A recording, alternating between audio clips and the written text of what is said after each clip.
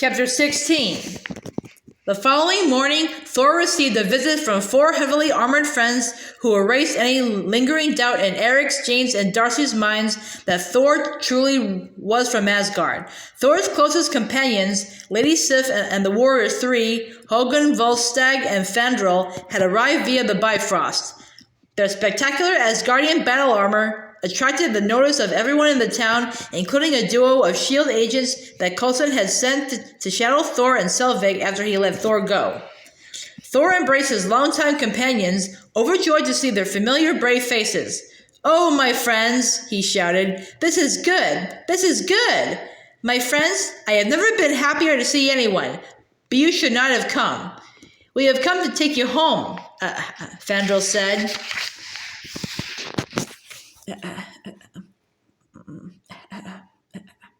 "You know I can't go home. My father is dead because of me, and I must remain in exile." Lady Sif shook her head. "Thor, your father still lives."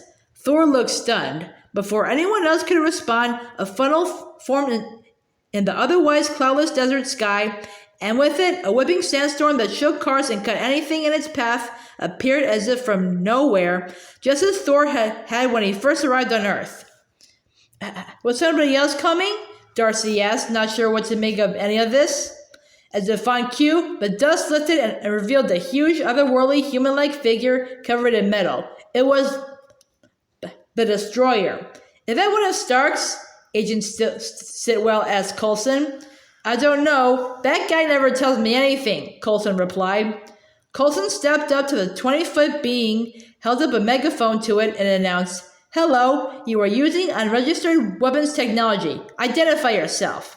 In response, the Destroyer revealed its face, a fiery furnace, and began to shoot energy from it, vaporizing anything it came into contact with. "Jane, you have to leave," Thor said. "What are you going to do?" Jane asked. "I'm staying here," Thor replied. "Thor's going to fight with us," Volstagg pronounced. "My friends, I am just a man. I'll only be in the way and at worst get one of you killed, but I can help get these people to safety." "Well, if you're staying, then so am I," Jane said. Thor helped Jane clear the town, loading people into trucks, helping people find their way in the chaos. And while Thor, Jane, Eric, and Darcy did their part, the 4 Asgardians faced the Destroyer, which they knew the jealous and bitter Loki had sent to Midgard to vanquish his brother. But one after another, the Asgardians found it impossible to fend off the Destroyer. While Thor's friends, mortal and immortal, took cover, Thor knew what he must do. As Odin's son, as the Prince of Asgard, he must combat the Destroyer. He spoke to Loki from across the realms.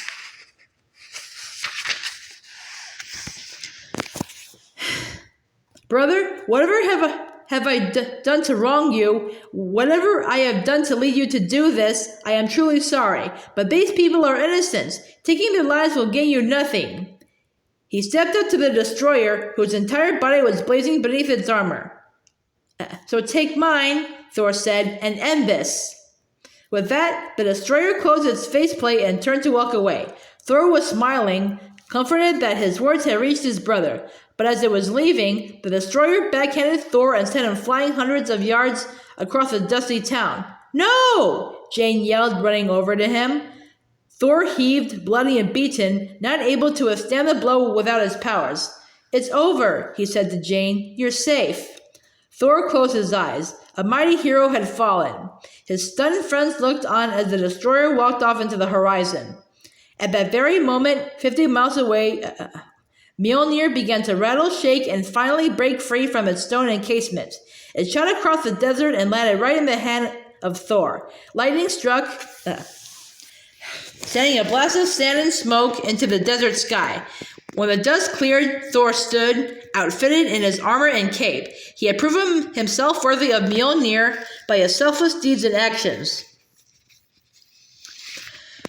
Thor twirled Mjolnir victoriously over his head, whipping up a twister that sucked up the Destroyer. Thor battled it in the heart of the storm, easily defeating the being and sending it crashing to the ground before making his own triumphant return. Now he needed to journey over the Bifrost and return to Asgard to confront his brother. But before he could move to do so, Agent Coulson approached him. "Excuse me, Donald," he said. "I don't think you've been completely honest with us." "You and I fight for the same cause, the protection of this world," Thor said. "From this day forward, you can count on me as your ally. If you return the items you have taken from Jane." "Stolen," Jane clarified. "Borrowed," Coulson protested. "Of course you can have your equipment back. You're going to need it to continue your research." Jane beamed. Heimdall opened the Bifrost. "I must return to Asgard," Thor said to Jane, "but I give you my word I will return for you." And with that, Thor and his Asgardian companions were sucked into a prismatic portal and away from Earth.